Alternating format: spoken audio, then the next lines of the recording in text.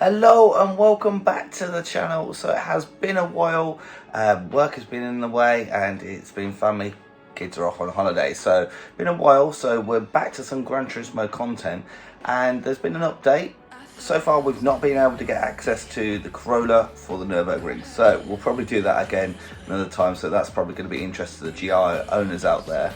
But today we're going to take out one of the other cars that I'm really looking forward to, the Maserati MC20. Now this is one of those cars, along with the Alfa Romeo 4C, that I think is really underappreciated. I would love to give one of these a try. I think it's got a beautiful, understated kind of look, and certainly a little bit different from the Lamborghinis and Ferraris of the Italian supercar world. So it's added into the Gran Turismo, and this is going to be a decent car. It's what, 650 horsepower, 1,500 kilos, flappy paddle, V6 twin turbo. So what kind of time we're looking at, I honestly don't know. I'm guesstimating between a 7:15 and a 7:30. That's where I think it's going to land. Where do you think it's going to land? Put a comment down below, and let's get to the lap and see where this is at. Right, the 650 horsepower MC20 versus the Nürburgring. Now I think what's going to hold this car back quite a lot is this. Our rules are stock car, stock setup, and this is on sports hard tyres. I really feel that really holds this car back. It does feel like it's lacking grip. Coupled together, being a mid-engined car, once you get it wrong, she is going to kick with a bout of oversteer. That rear end is going to want to overtake you. So it is quite a tricky car to drive. Lack of mechanical grip, doesn't seem to have any obvious aero grip either. High speed corners don't seem to have as much grip as you'd anticipate from, let's face it, 650 horsepower. This car was 20 years ago. This would be hypercar territory. Flung flats, we're actually going to have to go down quite hard on the brakes. Slow car right down. You can see the car sliding rear end there. Right, let's try and put the power to use now though. Flat out towards Schiedenkreuz, which will not be flat in this. It's 280 kph, so that's a fair lick of speed. Come on, turn in, and then hard on the brakes. Want to avoid using second gear where we can, because there's quite a bit of understeer, because it will just literally just lights the tyres off the rims. Right, through the foxholes, this is going to be sketchy AF. Yeah, the car's quite floaty, doesn't feel like it's been pushed into the ground. Oh, braking it as we come up over the rise into the chicane. We will use second just to get that nose in. There you go, you literally prod the accelerator, you just hear it bounce off the limiter. Use third. Third is really good gear though, really nice and flexible. Right, flat out.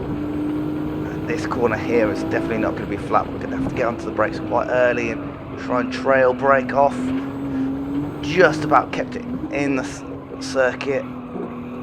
This is, I think, where the car's going to lose the majority of its time. There's all these sections here where you kind of have to be careful with it. And you can't get full throttle really. Right, flat out again, up to fourth, dab a brake, get the nose in. Understeer there, you can see that rear end wants to go round on us there. Miss it, miss. We're going to have to take it softly. Come on, power. Try and use the torque. And then hard on the brakes. Down to third. Going to have to use second for this slow corner, get the nose in. There you can see, as soon as we get on the power though, it just lights up those rear tyres. Right, off down towards the second entrance, hard on the brakes, just try and keep it in the middle of the track there. She is sketchy, see there. I think if this went up to sport mediums, that would make a big difference to this car. Right, louder kink. This is normally easily flat, but I've got a feeling it's going to be, now I've lifted through there. Hard on the brakes, long time. Have to get on the brakes quite early. The brakes, again, feel quite substandard. Not what I was expecting. This so far has been quite a disappointing car to drive.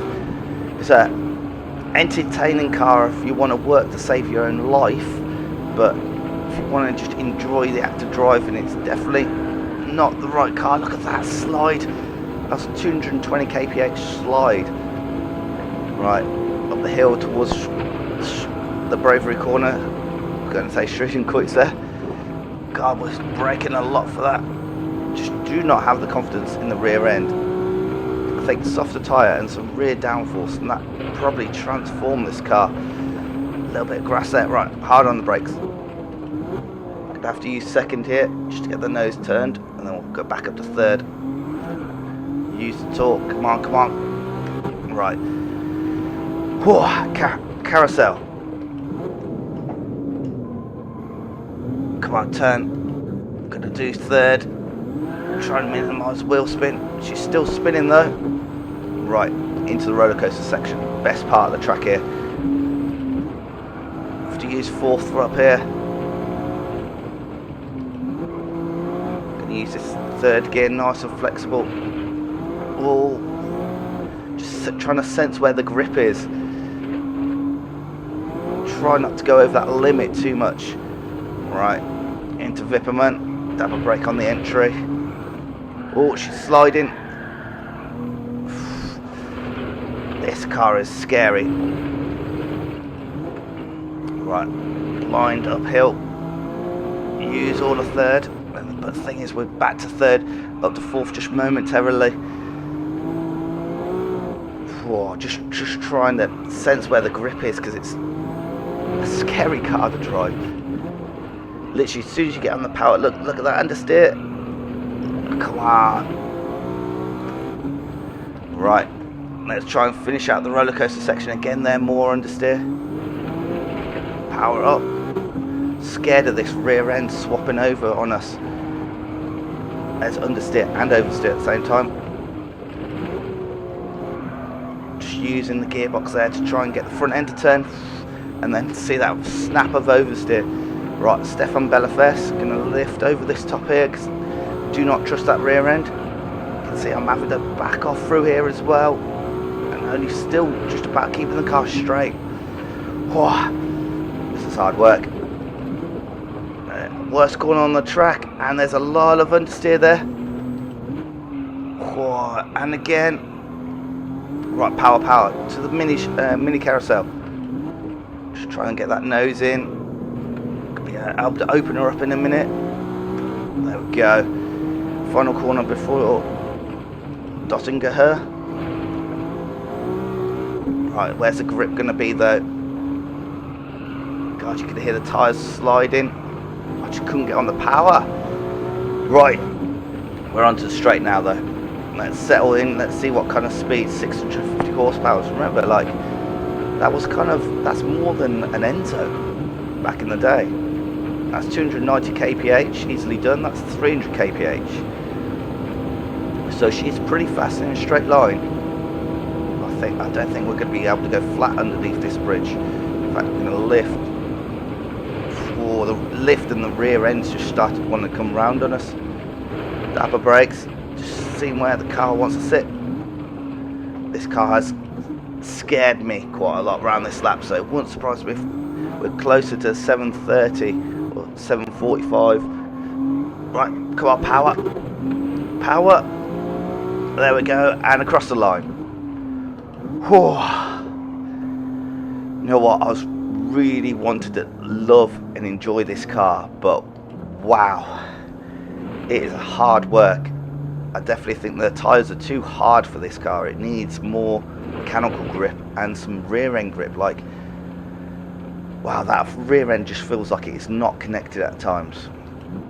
Oh, it got a little bit better over the lap. I think that's as we kind of warmed up those hard tyres, but yeah, sports medium is probably needed. But let's see how fast it's went. Wow, I'm actually quite impressed with that. 723, so right in the middle of where I said between 715 and 730. That's kind of there or thereabouts, so it's quite impressive that it still managed to do that time. But imagine, put sports medium tyres on this and a rear wing, I think you could probably knock 10-15 seconds off that. Let's see where it sits with the rest of the cars though. So 7:23 takes it 52nd, right in the middle of our leaderboard, and that's 1 second slower than the Jaguar XJ220, which I have to say was a very different beast. If memory serves me correctly, that was a struggle to drive, but that was a manual gearbox. So it just shows you how much time that Jaguar XJ220 made up on those long straights. But I hope you enjoyed this video here today. If you did, smash a thumbs up. That's greatly appreciated. If you didn't, perfectly fine. Just put a thumbs down and put a comment down below how I can do it better. Any tips, tricks, put those down below. Until then, goodbye and have a good one.